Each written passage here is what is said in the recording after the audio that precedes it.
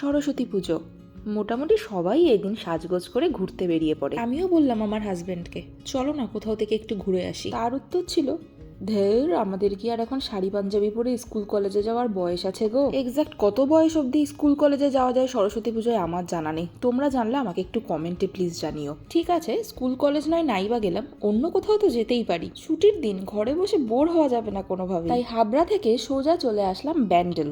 এসেছি গঙ্গার তীরের এক অসাধারণ স্থাপত্যের ঠিকানায়। সময়ের চাকা যেখানে থমকে দাঁড়িয়েছে ইতিহাসের হাত ধরে, ইটের পর ইটে যেখানে লেখা রয়েছে শত বছরের গল্প। হুগলির ইমামবাড়া, এর আকাশ ছোঁয়া মিনার আর বিশাল ঘড়ির প্রতিটা কাটা আজও সোনালী অতীতের কথা মনে করিয়ে দেয়। জানেন কি, ইমামবাড়ার এই বিশাল ঘড়িটি 1852 সালে লন্ডন থেকে আনা হয়েছিল, যার ওজন কয়েক টন। তবে এখানে শুধু দেয়াল ঘড়ি নয়, আছে রোদের সাহায্যে চলা এক সূর্য ঘড়িও, যা সূর্যের অবস্থান দেখে সঠিক সময় জানিয়ে দিতে পারে। হাজী মোহাম্মদ মহসিনের এই অমর কীর্তি, বিশাল অলিন্দ আর গঙ্গার শীতল হাওয়া, সব মিলিয়ে এক অদ্ভুত শান্তি। ইমামবাড়ার ইতিহাস ছেড়ে এবার পা বাড়ালাম ময়ূরাক্ষী ঘাটের দিকে। গঙ্গার এই বিশালত্বের সামনে দাঁড়ালে বোঝা যায় জীবনের এই ছোট ছোট দুশ্চিন্তাগুলো আসলে কতটাই তুচ্ছ। কিছুক্ষণ চুপচাপ দাঁড়িয়ে থাকলে মনে হয় জীবনের সেরা পাওয়াগুলো হয়তো এই শান্ত মুহূর্তগুলোতেই মিশে রয়েছে। এই ঘাটের সাথেই লাগোয়া একটা ছোট্ট পার্ক ছিল, যেটা children are senior citizen park বলে লেখা রয়েছে।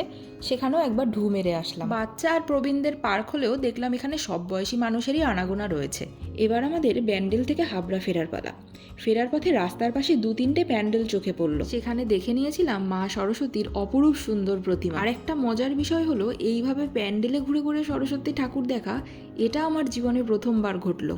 এরপর ফেরার পথে রাস্তার পাশে চোখে পড়লো একটা লিট্টি চোখার দোকান, যেটা আমি ফার্স্ট টাইম ট্রাই করলাম। তবে সত্যি কথা বলতে স্বাদটা ভালো না খারাপ সেটা নিয়ে আমি নিজেই কনফিউজ। কেমন লাগলো ঠিক বুঝলাম না, তবে নতুন কিছু ট্রাই করার মজাটাই আলাদা। এবার বাড়ি ফেরার পালা। চুচুড়ার বড়মা ঘাট থেকে বাইক নিয়েই উঠে পড়লাম বোটে। যাওয়ার সময়টা অনেকটা ঘুরে ঘুরে গিয়েছিলাম, আমাদের সময় লেগে গেছিল অনেক, তাই ফেরার সময় ভাবলাম যে একেবারে বাইকটা বোটে তুলে দিয়েই ফিরে যাই, তাহলে অনেকটা সময় বাঁচবে। এভাবে আসাতে খুব অল্প সময়ের মধ্যেই নৈহাটি পৌঁছে গেলাম। যাবার সময় যদি এইভাবে যাওয়া যেত হয়তো অনেকটাই সময় বেঁচে যেত। যাকগে, যা হওয়ার হয়ে গেছে।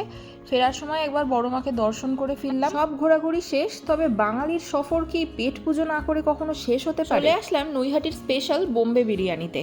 ইউটিউব ফেসবুকে তো অনেক দেখেছি এই ভাইরাল বিরিয়ানির কথা, এবারে নিজেরাও একটু পরখ করে দেখা যায়। গরম গরম মটন বিরিয়ানি আর সাথে তুলতুলে আলু, সারাদিনের সমস্ত ক্লান্তি যেন এক প্লেটেই উধাও হয়ে গেল। বিরিয়ানির টেস্ট তো আমার দারুণ লেগেছে, সাথে দুটো জিনিস আমার আরও ভালো লেগেছে, এক আনলিমিটেড বিরিয়ানি আর এক টেবিলের উপরে সাজানো লঙ্কা। খাওয়া দাওয়া শেষ, এবার বাড়ি ফিরবো।